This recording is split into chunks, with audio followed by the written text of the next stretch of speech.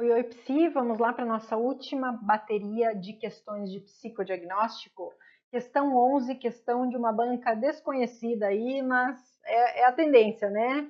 Nem só de CESP, VUNESP e FCC vive o ser humano, né? Então vamos lá. Sobre a postura profissional diante da avaliação psicológica, analise as assertivas abaixo.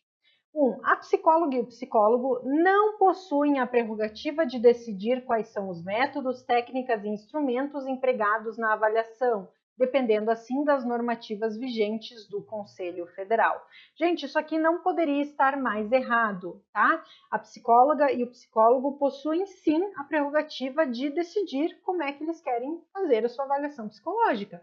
Se não fosse assim, haveria uma regra do CFP determinando como a gente tem que fazer tudo, e não é assim. Pode ser que eu entenda que a minha avaliação psicológica para fins de avaliação de um aluno na escola seja por meio de entrevista com os pais, entrevista com o professor, sem aplicação de testes. Já você entende que, por exemplo, aplicar as pirâmides coloridas de Pfister é super eficaz para esse contexto, percebe? Então, assim, você é livre para fazer a avaliação psicológica do jeito que você bem entender, tá? Falso item 1.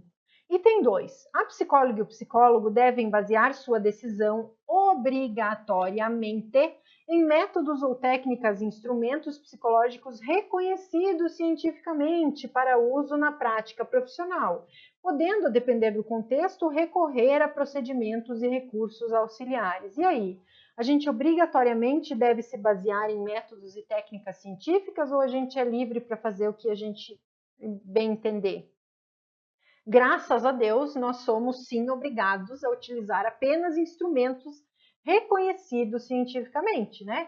Caso contrário, a psicóloga e o cara do tarô seriam a mesma coisa. Nada contra o tiozinho do tarô, mas ele não passou por uma faculdade de 5 anos como você passou, né? Então, assim, temos sim obrigação de usar ferramentas, métodos e técnicas reconhecidos cientificamente, é por isso que a psicologia é uma ciência e uma profissão, tá? Então, verdadeiro, de acordo com a resolução 9 do Conselho Federal, que diz o seguinte no seu artigo 2º: na realização da avaliação, o psicólogo deve se basear sua decisão obrigatoriamente em métodos, técnicas e instrumentos reconhecidos cientificamente para uso na prática profissional, tá? Podendo, a depender do contexto, recorrer a fontes complementares de informação, tá?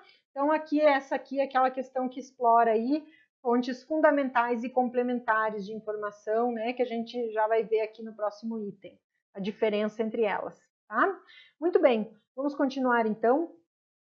Item 3, são consideradas fontes secundárias de informação testes psicológicos aprovados pelo Conselho para uso profissional e ou entrevistas psicológicas e anamnese. Gente, isso são fontes fundamentais de informação e não fontes complementares, né? Até o nome estaria errado, que não são secundárias, seriam complementares, né?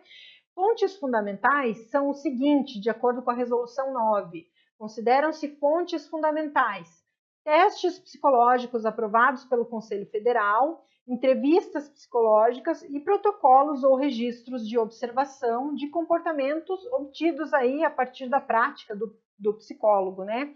Por que isso aqui é fonte fundamental? Isso quer dizer, gente, que fundamentalmente, prioritariamente, primeiramente, você vai utilizar essas coisas aqui, tá? Que são testes psicológicos, entrevistas e protocolos de registros, para você fundamentar a sua decisão de avaliação psicológica, tá? Complementarmente, você pode utilizar outras coisas, tá? Mas fundamentalmente você vai se embasar naquilo que é próprio da psicologia. Nada mais, como é que se chama? Nada mais condizente, né, com a realidade do que isso, tá? Muito bem.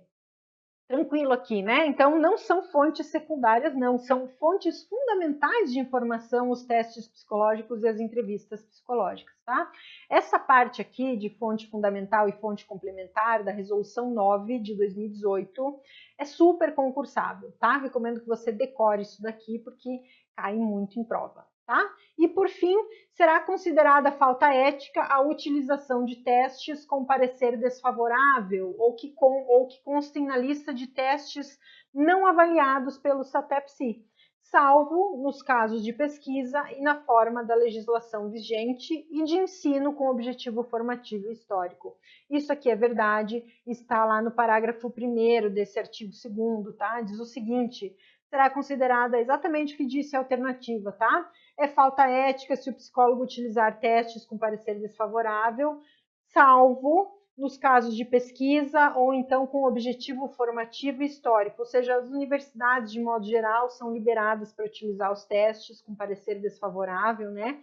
Para essas finalidades aqui de formação profissional, de pesquisa, etc. Tá? Caso contrário, não pode, é falta ética. Tá? Guarde isso no seu coração.